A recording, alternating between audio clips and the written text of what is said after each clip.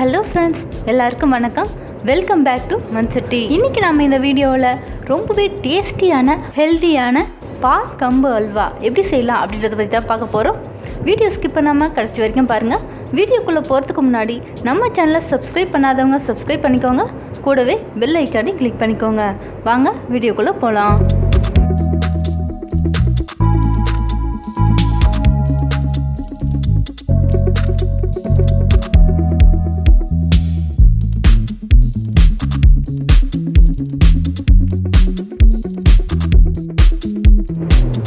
பால் கம்பு அல்வா செய்ய தேவையான இன்கிரீடியன்ஸ் ஒரு தடவை பார்த்துடலாம்.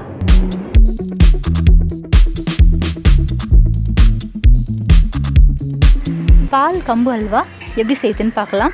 ஃபஸ்ட்டு நம்ம கம்பு ஊற வச்சுக்கணுங்க. ஒரு 5-6 மணி நேரம் ஊற வச்சா போதும்.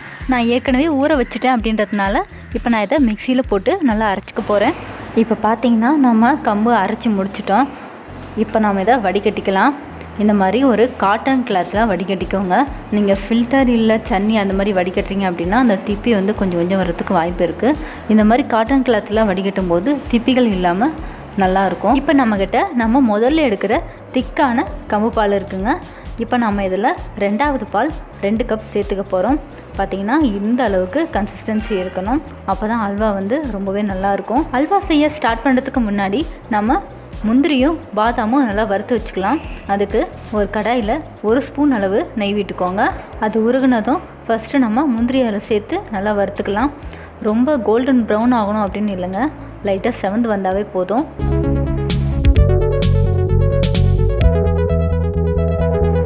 முந்திரி நல்லா வறுபடுச்சு. இப்போ நம்ம இதை பிளேட்டுக்கு மாற்றிடலாம். அடுத்ததாக இதில் நம்ம பாதாம் சேர்த்து அதையும் நல்லா வறுத்துக்கலாம். நட்ஸ் சேர்த்துக்கலான்றது உங்களோட விருப்பம்தான் ஃப்ரெண்ட்ஸ். நீங்கள் இதில் பிஸ்தா வேணுனாலும் சேர்த்துக்கலாம். இப்போ இது வறுபட்டுடுச்சு. இதையும் பிளேட்டுக்கு மாற்றிடலாம்.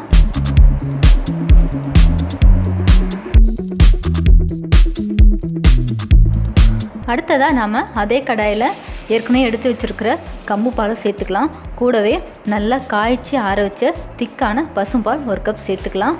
நாம் எந்த கப்பில் கம்பு பால் எடுக்கிறோமோ அதே கப்பில் பசும்பால் சேர்த்துக்கலாம். காய்ச்சி ஆற வச்ச பால் தான் சேர்க்கணும், சூடான பால் சேர்க்கக்கூடாதுங்க. பால் சேர்த்ததுக்கப்புறம் ஸ்டவ் ஹை ஃப்ளேம்லேயே வச்சுக்கலாம். ஆனால் கைவிடாமல் கிளறி விட்டுக்கிட்டே இருக்கணும். இந்த கம்பு அல்வா பார்த்திங்கன்னா பசும்பால் சேர்த்து தான் செய்யணுன்ட்டு இல்லை, நம்ம வெறும்னே கம்பு பால் மட்டுமே வச்சு கூட செய்யலாம். அதுவும் சூப்பராக தான் இருக்கும். நம்ம பசும்பால் சேர்த்து செய்யும்போது அதனோட டேஸ்ட்டும் ஃப்ளேவரும் பார்த்திங்கன்னா ரொம்ப ரொம்ப ரிச்சாக இருக்கும். ரொம்பவே ஹைஜீனிக்காகவும் இருக்கும். அல்வா ரெடியாக எப்படியும் 45 மினிட்ஸ் ஆகும். ஏன்னா நம்ம அந்தளவுக்கு டைம் எடுத்து பொறுமையாக செய்யும்போது தான் அதனோட சரியான கன்சிஸ்டன்சி நம்மளுக்கு கிடைக்கும். இப்போ ஒரு 15 நிமிஷம் ஆகிருக்குங்க. பாருங்கள், கொஞ்சம் கொஞ்சமாக திக்காக ஆரம்பிச்சிருக்கு. நம்ம கைவிடாமல் கிளறி விட்டுக்கிட்டே இருக்கலாம். ஓரங்களில் எடுத்து விட்டுக்கிட்டே கிளறி விடுங்க.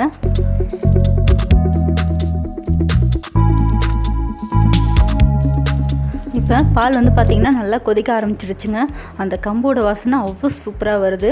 இது இன்னும் நல்லா சுண்டி வரணும். அப்போ தான் நம்ம இதில் சுகர் சேர்க்க முடியும். அது வரைக்கும் கேப் விடாமல் கிளறி விட்டுக்கிட்டே இருக்கணும். நீங்கள் கொஞ்சம் கை விட்டுட்டு கிளறினீங்கன்னா கூட ஓரங்களில் தீய ஆரம்பிச்சிடும். அதனால் கை எடுக்காமல் கிளறிக்கிட்டே இருங்க.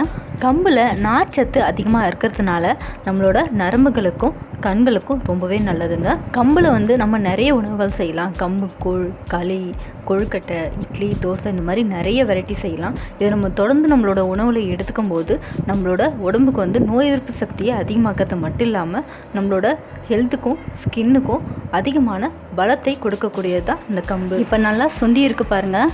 இந்த டைமில் நம்ம சுகர் ஆட் பண்ணிக்கலாம். சுகர் சேர்க்கும்போது கொஞ்சம் கொஞ்சமாக சேர்த்துக்கோங்க.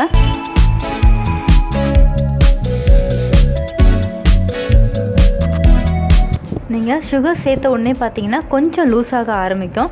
அந்த டைமில் நல்லா கிளறி விட்டுக்கிட்டே இருங்க. அது நல்லா கொதித்து பப்புள்ஸ் அதிகமாக வரும். அந்த டைமில் தான் நம்ம நெய் சேர்க்கணும். கொதிக்க ஆரம்பிச்சிடுச்சு பாருங்கள். இந்த டைமில் ஸ்டவ்வை மீடியம் ஃப்ளேமில் வச்சுக்கோங்க. இப்போ நம்ம நெய் சேர்த்து கிளறி விட்டுக்கலாம். கொஞ்சம் கொஞ்சமாக சேர்த்து கிளறி விடணும். நெய் சேர்த்ததுக்கப்புறம் எந்த அளவுக்கு நீங்கள் கிளறி விடுறீங்களோ அந்த அளவுக்கு அல்வா ரொம்பவே சூப்பராக வருங்க. அதே போல் இதுக்கு ஒயிட் சுகர் தான் சேர்க்கணுன்ட்டு இல்லை, ப்ரௌன் சுகர், கருப்பட்டி, வெல்லம் இது மாதிரி வேணுனாலும் சேர்த்துக்கலாம்.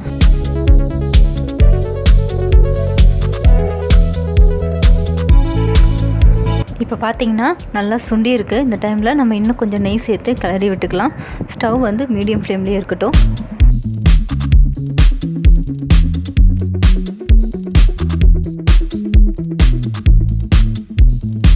ஹல்வா நல்லா திரண்டு வர ஆரம்பிச்சிடுச்சு. நெய்யுமே பார்த்திங்கன்னா நல்லா மிக்ஸ் ஆகிருக்கு.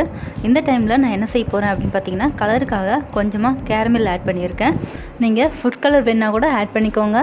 ஆனாலும் நம்ம கேரமில் சேர்க்கும் போது தான் ஹல்வோட கலரே வந்து பார்த்திங்கன்னா ரொம்பவே நல்லாயிருக்கும். ஹல்வா இன்னும் கொஞ்சம் திரண்டு வரணுங்க. அது வரைக்கும் கொஞ்சம் கிளறி விட்டுக்கிட்டே இருக்கலாம். கேரமில் நல்லா மிக்ஸ் ஆனதும் நம்ம அதில் வறுத்து வச்சுருக்கிற நட்ஸ் வந்து ஆட் பண்ணிக்கலாம். நட்ஸ் ஆட் பண்ணி நல்லா கிளறி விட்டுக்கோங்க. இதுதாங்க கரெக்டான பதம். ஹல்வா பாருங்கள் நல்லா திரண்டு வர ஆரம்பிச்சிடுச்சு. இந்த ஸ்டேஜில் நம்ம ஸ்டவ் ஆஃப் பண்ணிடலாம். ஒரு 5 மினிட்ஸ் அப்படியே ஆற விட்டுருங்க. இப்போ பார்த்திங்கன்னா ஒரு 5 நிமிஷம் ஆகிடுச்சு. எந்த அளவுக்கு கெட்டியாக இருக்குது பாருங்கள். இன்னுமே சூடு குறையில, ஆனாலும் வந்து கெட்டியாக ஆரம்பிச்சிடுச்சு. ஆற ஆற இன்னுமே வந்து கெட்டியாகிடும். இப்போ நம்ம ஏதோ ஒரு பவுலுக்கு ட்ரான்ஸ்ஃபர் பண்ணிக்கலாம். இந்த பவுலில் நான் ஏற்கனவே வந்து நெய் வந்து அப்ளை பண்ணி வச்சுருக்கேங்க. இதில் வந்து ட்ரான்ஸ்ஃபர் பண்ணிக்கலாம். கொஞ்சம் நேரம் கழித்து சூடு ஆறினா தான் ஒரு தட்டு வச்சு கவுத்து விட்டீங்க அப்படின்னா இது மாதிரி அழகாக கேக் மாதிரி வந்துடுங்க. நீங்கள் ஸ்கொயராக கட் பண்ணி உங்களுக்கு பிடிச்ச நட்ஸ் தூவி அப்படியே சர்வ் பண்ணலாம். அப்படி வேணான்னு நினச்சிங்கன்னா சூடாக இருக்கும்போதே ஒரு குட்டி குட்டி பவுலில் இதை அப்ளை பண்ணி வச்சிட்டிங்கன்னா சர்வ் பண்ணுறதுக்கு ஈஸியாக இருக்கும். பாருங்கள் எந்த அளவுக்கு ஸ்மூத்தாக சாஃப்டாக இருக்குது பாருங்கள். வாயில் வைக்கும் போதே அப்படியே கரைஞ்சிடுது. அந்தளவுக்கு ரொம்ப சாஃப்டாக இருக்குது. பாலும் கம்பும் நெய்யும் சேர்ந்து அதனோட வாசனையே பார்த்திங்கன்னா ரொம்ப அட்டகாசமாக இருக்குது. சாப்பிட்டுக்கிட்டே இருக்கணும் போல் இருக்குங்க. நம்ம வீட்டில் நவராத்திரிக்கு நம்ம பாயசம் ரெசிபிஸ், கொழுக்கட்டை, சுண்டல் இது மாதிரி தான் செய்வோம். அது கூட எக்ஸ்ட்ராவாக நம்ம கம்பு அல்வாவும் செய்யலாம். தீபாவளி ஃபெஸ்டிவல் வரப்போ கூட நம்ம ஸ்வீட்ஸ் வந்து வழக்கமாக கடையில் தான் வாங்குவோம். அது மாதிரி இல்லாமல் இது மாதிரி வீட்லேயே கம்பு அல்வா செஞ்சு நம்ம எல்லாருக்குமே கொடுக்கலாம்.